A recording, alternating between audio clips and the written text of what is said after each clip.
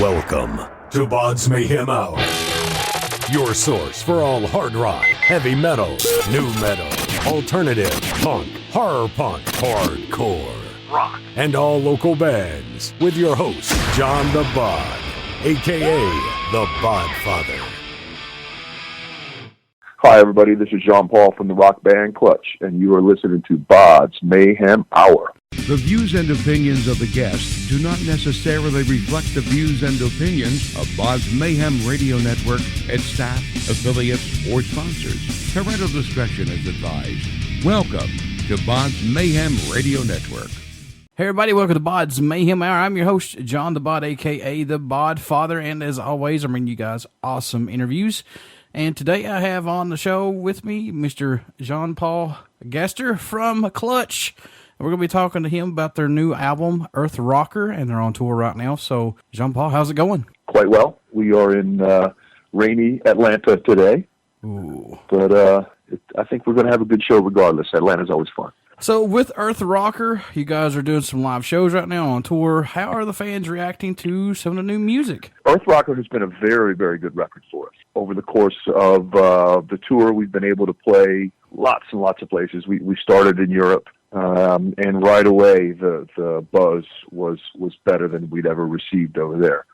We'd been going to Europe for many years and slowly kind of carving a niche out for ourselves there. This record seems to have really resonated with a lot of people. So the European scene is quite well for us now. And then the States have always been strong. The album is doing really, really well here. People love the songs. Everybody's singing along, having a good time, man. That's what we like. So when you're overseas and the fans are singing along to the music, how does that grasp you guys because of the language barrier and stuff, and how music reaches out to people? Well, it's amazing, really. It's I really do have the best job in the world. It's something that we don't take for granted. We love playing over there as much as we love playing over here. And I'll tell you, more and more each time we go over there, the shows end up looking more and more like a show here in the States. Lots and lots of people singing along.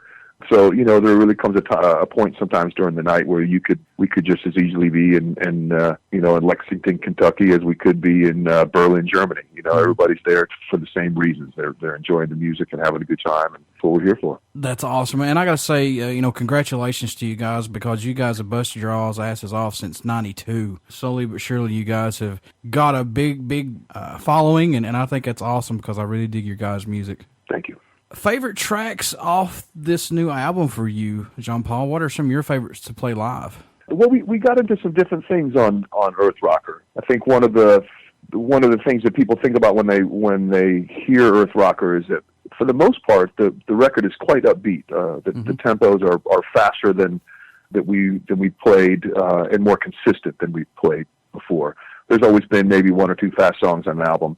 And this one's really, really kind of packed with those kinds of songs. So the songs are fun to play live. There are a couple songs that are not fast, and for me, those are sometimes the most fun ones. We do a song called Gone Cold. For me, that song was important because it was actually the first time I recorded with brushes. And so, brushes is something that I've kind of always been intimidated by. But I really... I just tried to get in there and find my sound with that approach to the drums. And so it's been a learning process. I very much enjoyed playing brushes.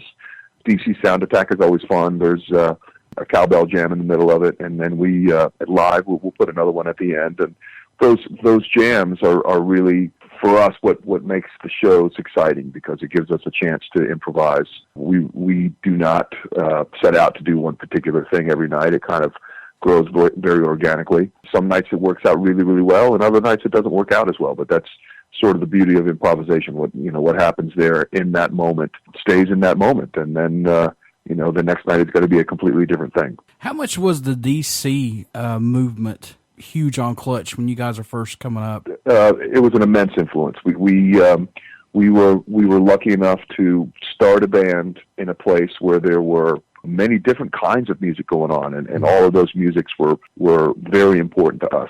Probably the one of the main ones is the DC hardcore scene.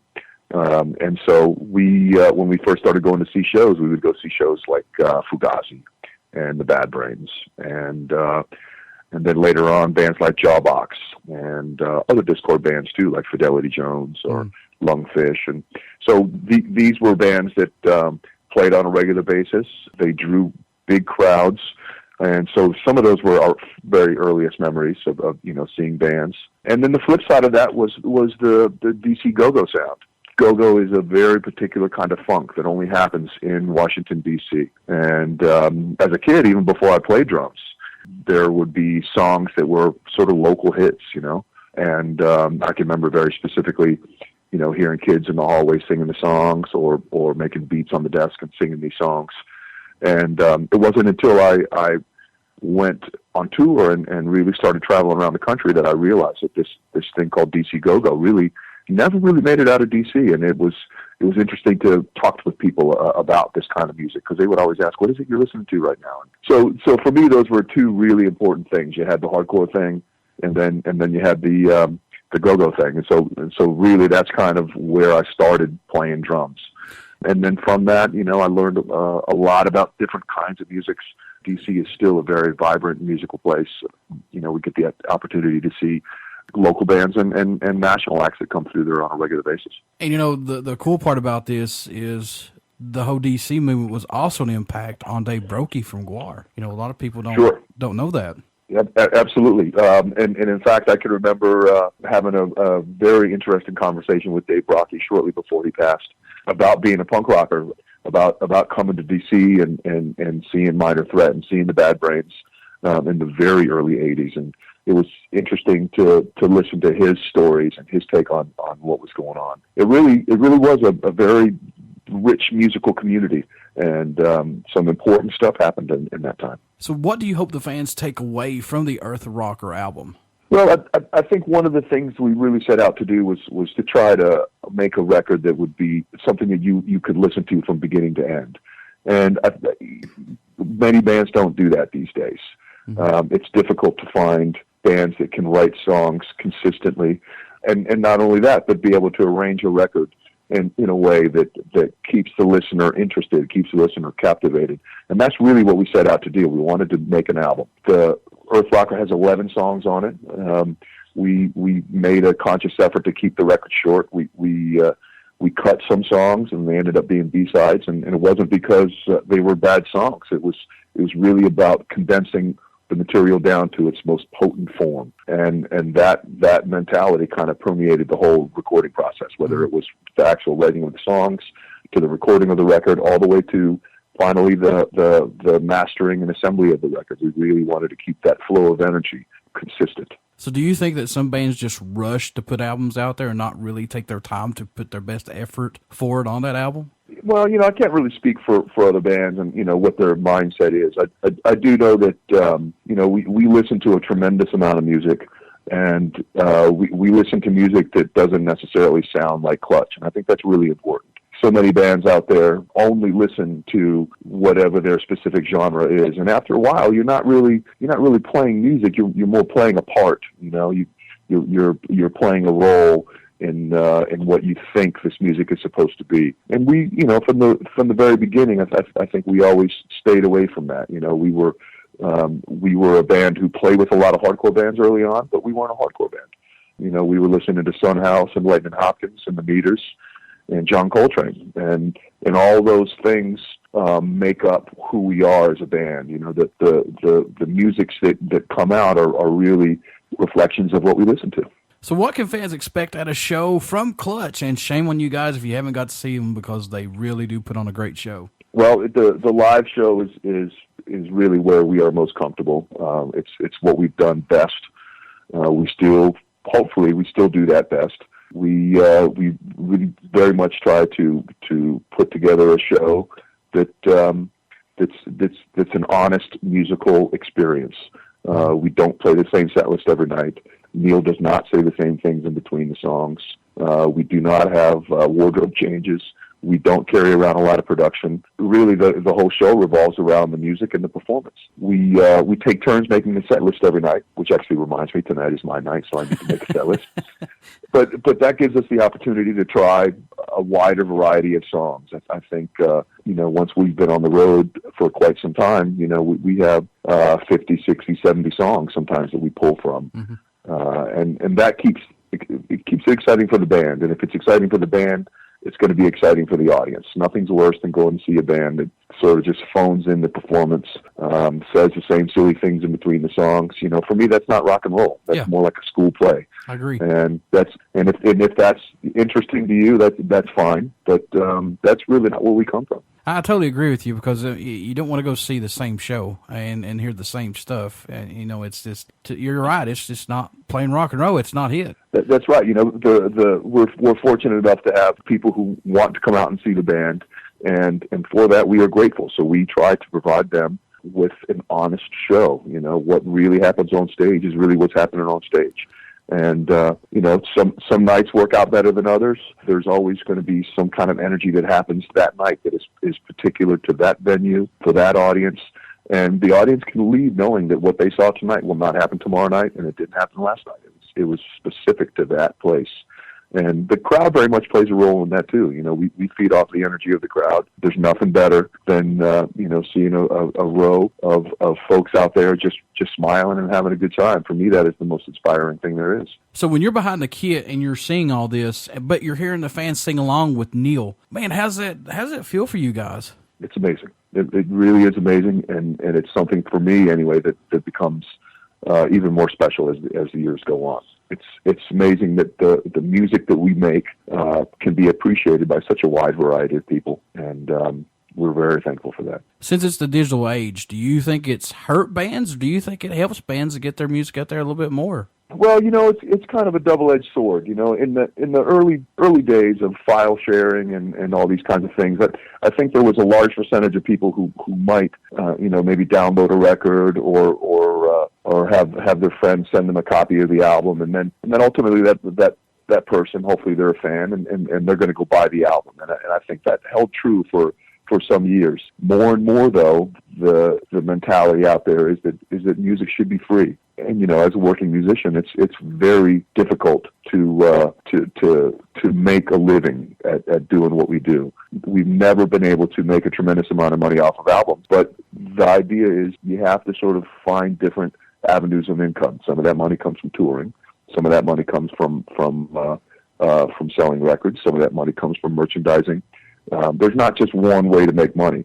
So when you cut off that one income stream, the record sales part of it, for many bands that can completely break them. And so it's an unfortunate thing. But then again, it is the reality of what we do. And the flip side of that is that it makes the live show that much more important. Good, because really that's what we do best. And I know you guys have played with a lot of bands and everything like that, but so far, what would you say your favorite band experience has been?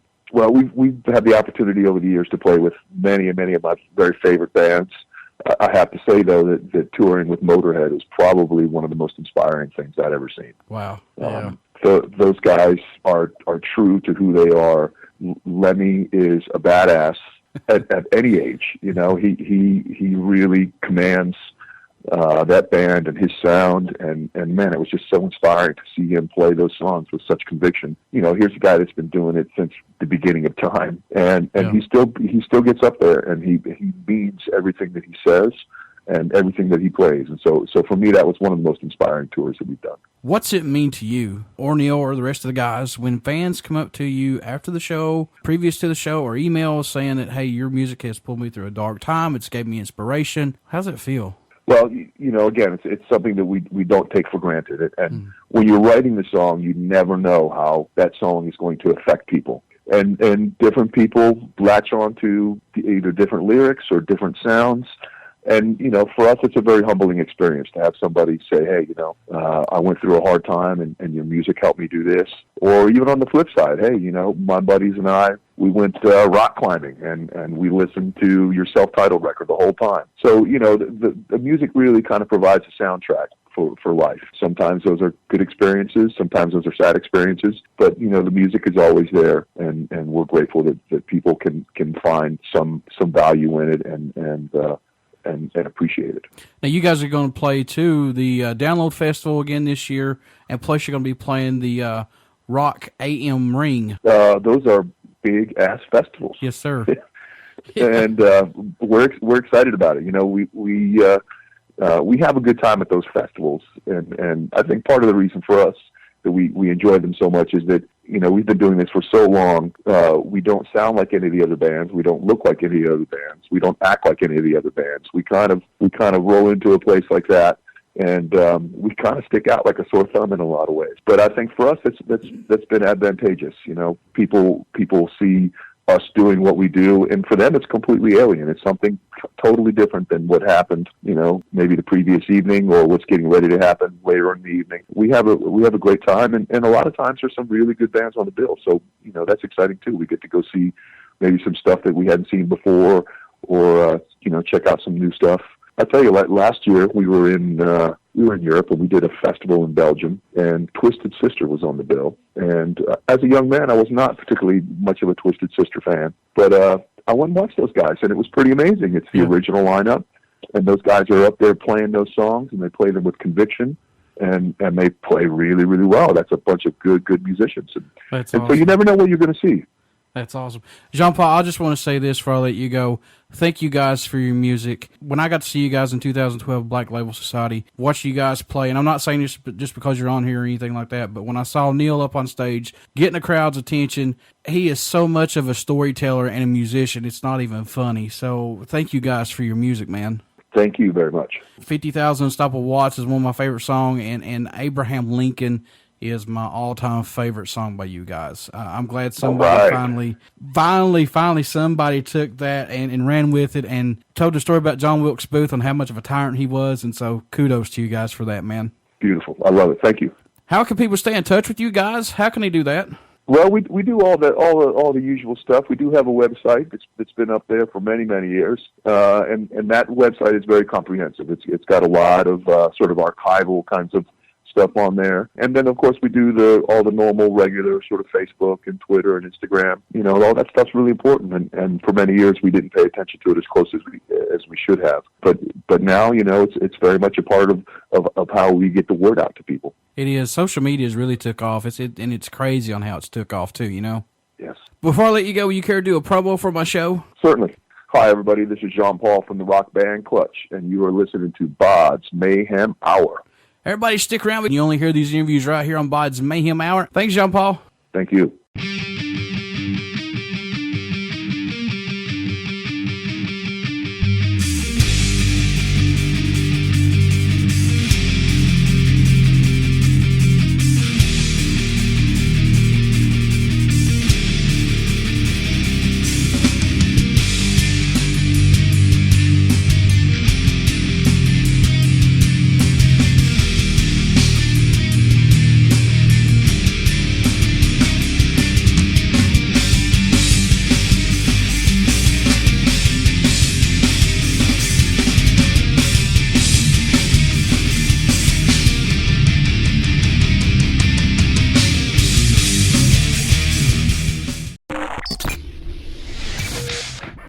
You're listening to BODS Mayhem Hour. Follow us on Facebook, Twitter, and Instagram.